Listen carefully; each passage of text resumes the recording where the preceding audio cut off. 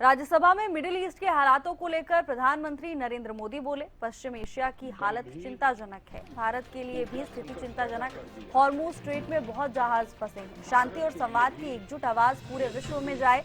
प्रधानमंत्री ने कहा कि ईरान, इजराइल, अमेरिका के साथ संपर्क में है। भारतीयों की सुरक्षा हमारी प्राथमिकता है। सरकार ने कूटनीति के माध्यम से रास्ता बनाने का प्रयास किया है। भारत ने कच्चे तेल के भंडारण को प्राथमिकता दी है। सरकार एलपीजी के अलावा पीएनजी पर भी बल दे रही है। सरकार का प्रयास दूसरे देशों पर निर्भरता कम हो, कालाबाजारी और जमाखोरी पर कार्रवाई हो। मिडिल ईस्ट के हालातों को लेकर आज प्रधानमंत्री नरेंद्र मोदी ने राज्यसभा में अपनी बात रखी। सरकार की क्या कुछ तैयारियां हैं और ऐसे तनावपूर्ण समय में सरकार की क्या कुछ प्राथमिकताएं हैं, इन सभी चीजों को लेकर प्रधानमंत्री नरेंद्र मोदी ने अपनी बात रखी है। कहा कालाबाजारी, जमाखोरी पर कार्रवाई हो। साथ ही प्रधानमंत्री ने कहा कि सरकार का प्रयास है कि दूसरे देशों पर निर्भरता कम हो। इसके साथ ही सरकार एलपीजी के अलावा पीएनजी पर भी बल दे रही है, यानी विकल्प तलाशने की कोशिश लगातार सरकार की ओर से की जा रही है। अपराजिता श्री हमारे साथ जुड़ चुकी हैं तमाम जानकारी के साथ। अपराजिता, आज प्रधानमंत्री ने राज्यसभा में अपनी बात रखी और देखिए बहुत जरूरी भी था, क्योंकि जिस तरह से मिडिल ईस्ट में जो हालात बने हैं और उसका असर जो भारत पर हो रहा है, ऐसे समय में प्रधानमंत्री की ओर से आश्वासन, ये जानकारी बेहद जरूरी।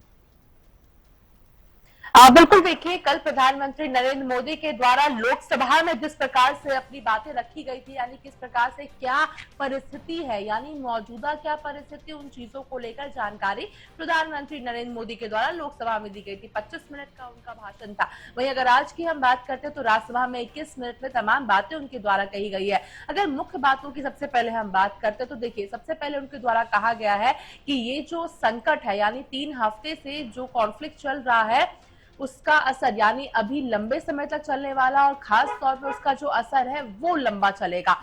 उसके अलावा प्रधानमंत्री के द्वारा ये आश्वासन भी दिया गया है कि किसानों को परेशान होने की जरूरत नहीं है, क्योंकि ये जो बुआई का समय आने वाला है उस समय किसानों को तमाम व्यवस्थाएं उपलब्ध करवाई जाएगी, उसके लिए परेशान होने की जरूरत नहीं है।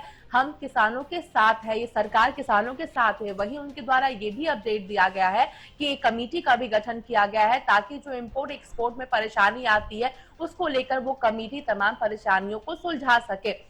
साथ ही स्टेट ऑफ होमरूल्स को लेकर भी कहा कि काफी एक ऐसा रूट है, बहुत इंपॉर्टेंट रूट है। हालांकि अब पहले जिस प्रकार से 25 देशों से हम चीजें इंपोर्ट कराते थे अपने देश में, मगर अब वो 25 को लेकर के 41 कर दिया गया है, ताकि जो निर्भरता है वो केवल 1 या 2 कंट्री पर ना पड़े, मगर अन्य कंट्रीज में भी उसको डिवाइड कर दिया जाए, ताकि हमारे पास पर्याप्त अमाउंट में चीजें रहे। साथ ही राज्य सरकार से भी दरख्वास्त किया गया है कि राज्य सरकार इस बात को सुनिश्चित करे कि कोई भी काली बाजारी हो रही है, अब आम लोगों को दिक्कतें ना हो, गरीबों को दिक्कत ना हो। कहीं से भी आपको शिकायत मिलती है तो तत्काल प्रभाव से वहां पर देखरेख करे और सुनिश्चित करे कि गरीबों को कोई दिक्कत ना हो। वहीं प्रधानमंत्री अन्न कल्याण योजना के तहत जो भोजन है वो आम व्यक्तियों को यानी गरीब लोगों को मिलती भी नजर आए। इसके अलावा उनके द्वारा बताया गया कि जिस प्रकार से टीम इंडिया की तरीके से कोरोना में हमने कोरोना का काल को समाप्त किया, आगे बढ़े हैं, ठीक उसी प्रकार से ये समय भी ऐसा है जो हमें टीम इंडिया की तरीके से संयम बरतना होगा और शांतिपूर्वक तरीके से हमें एक साथ एकजुटता के साथ रहनी जरूरी हो जाती है। इसके अलावा ये भी प्रधानमंत्री के द्वारा जरूर कहा गया है कि ये संकट की घड़ी है, ये परीक्षा का समय है और इसका जो असर है वो लंबे समय तक देखने को मिलेगा। इस वजह से आप लोगों को एक साथ एकजुटता के साथ रखें, यानी किसी प्रकार का कोई भी यहाँ पर भ्रमित भाषण नहीं दिया गया प्रधानमंत्री के द्वारा कि सब कुछ ठीक है, सब चंगा सी है, सब कुछ नहीं कहा गया है। प्लान बी है, हमारे पास तमाम चीजें हैं, मगर उसके साथ साथ परेशानी जरूर है। पूरा विश्व इस परेशानियों के साथ है। स्टेट ऑफ होम रूल्स को लेकर भी जानकारी दी गई है कि किस प्रकार से 2 शिप्स पहुंच चुकी है 2 रास्ते में। वहीं कई हमारे जो व्यापारिक बोट्स है वो स्टेट ऑफ होम रूल्स में वहां पर फंसे हुए हैं। साथ ही ये भी उनके द्वारा कहा गया कि अगर हमारे बिजनेस बोर्ड्स पर हमला किया जाता है तो उसे बख्शा नहीं जाएगा, उसे छोड़ा नहीं जाएगा। तमाम बातें यानी तमाम जो जानकारी है, ग्राउंड जानकारी है, वो प्रधानमंत्री नरेंद्र मोदी के द्वारा बताई गई और साथ ही इंडिया का स्टैंड क्या है, इंडिया की परिस्थिति क्या है, तमाम चीजों को लेकर प्रधानमंत्री नरेंद्र मोदी के द्वारा आज राज्यसभा में जानकारी दी गई है। जी बिल्कुल अपराजिता, और देखिए सबसे बड़ी बात इस समय पास कोई विकल्प हो, जिस तरह से एलएनजी को लेकर कहा गया कि एलएनजी की बजाय अब पीएनजी पर ज्यादा बल देना चाहिए, कितना मजबूत ये विकल्प है अपराजिता? देखिए, हालांकि अब इसको जब इम्प्लीमेंट किया जाएगा तभी धरातल पर देखने को मिलेगा, मगर कोई भी चीज को बदलाव यानी इतनी आसानी से नहीं होती है, क्योंकि हमने देखा था किस प्रकार से अगर पेट्रोल डीजल की हम बात करते हैं, अगर इसी प्रकार से परिस्थिति बनी रही तो वो महंगा हो जाएगा। वही एलपीजी से बदल कर पीएनजी तक पहुंचना कहीं ना कहीं आसान नहीं रहने वाला है, मगर विकल्प यहाँ पर बचा नहीं है, क्योंकि अगर इसी प्रकार की परिस्थिति बनी रहेगी तो कहीं ना कहीं विकल्प हमें ढूंढने की जरूरत है। हालांकि प्रधानमंत्री के द्वारा ये भी बताया गया किस प्रकार से जो जीवन बचाने वाली जो दवाइयां होती है वो अब इंडिया में बनाई जा रही है। वहीं वेपन्स को लेकर भी बताया गया किस तरीके से आत्मनिर्भरता जो हमारी खुद पर बढ़ती हुई नजर आ रही है वो बेहतर है, मगर अब बदलाव कहीं ना कहीं एक परेशानी जरूर कर सकती है, मगर विकल्प अभी बचा नहीं है। अब देखने वाली बात होगी आने वाले दिनों में कि जब इस तरीके से लोगों को अब बदलना पड़ेगा चीजों को, तो क्या उसका प्रभाव लोगों पर पड़ता है। मगर सीधा प्रधानमंत्री नरेंद्र मोदी के द्वारा ये भी कह दिया गया है कि आप ये परिस्थिति सामान्य नहीं है, परीक्षा का समय है, यानी आप जिस तरीके से जीवन जी रहे थे उसी तरीके से जीते हुए नजर आए, ये अभी फिलहाल संभव नहीं दिख रहा है, क्योंकि केवल 3 हफ्तों के इस कॉन्फ्लिक्ट में जो परिस्थिति उत्पन्न हुई है और ये आगे लंबी चलती हुई और भी नजर आ रही है, और इसका जो असर है जितने दिन ये जो कॉन्फ्लिक्ट है वो चलेगा उससे कई गुना ज्यादा समय तक इसका असर देखने को मिलेगा। हालांकि ये बदलाव कहीं ना कहीं मुश्किल रहने वाली है, मगर अभी जरूरी हो जाता है करना। जी बिल्कुल अपराजिता, हालांकि वैश्विक संकट है तो सभी देशों पर असर पड़ रहा है, लेकिन इस समय सबसे ज्यादा जरूरी है मजबूती से खड़े होना।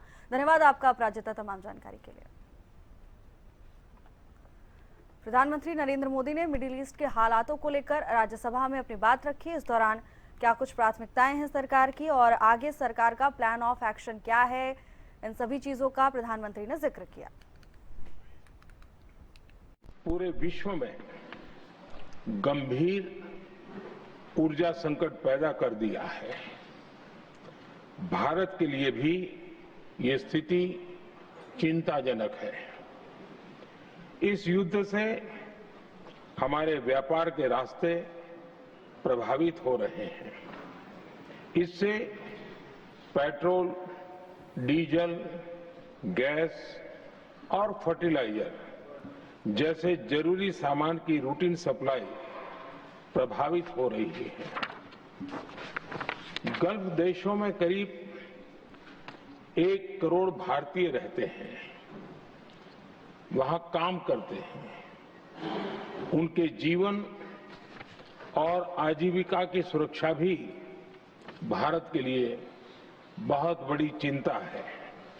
हॉर्मुज़ स्ट्रेट में दुनिया के अनेक जहाज फंसे हैं, उनमें बहुत बड़ी संख्या में भारतीय क्रू मेंबर्स हैं।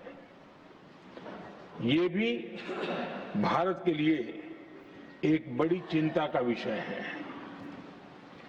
ऐसी विकट परिस्थिति में आवश्यक है कि भारत की संसद के इस उच्च सदन से शांति और संवाद की एकजुट आवाज पूरे विश्व में जाए। इस युद्ध में किसी के भी जीवन पर संकट मानवता के हित में नहीं है। इसलिए भारत का सतत प्रयास सभी पक्षों को जल्द से जल्द शांतिपूर्ण समाधान के लिए प्रोत्साहित करने का है। सभापति जी, संकट की स्थिति में देश विदेश में भारतीयों की सुरक्षा हमारी बहुत बड़ी प्राथमिकता है। युद्ध शुरू होने के बाद से लेकर अब तक 3,75,000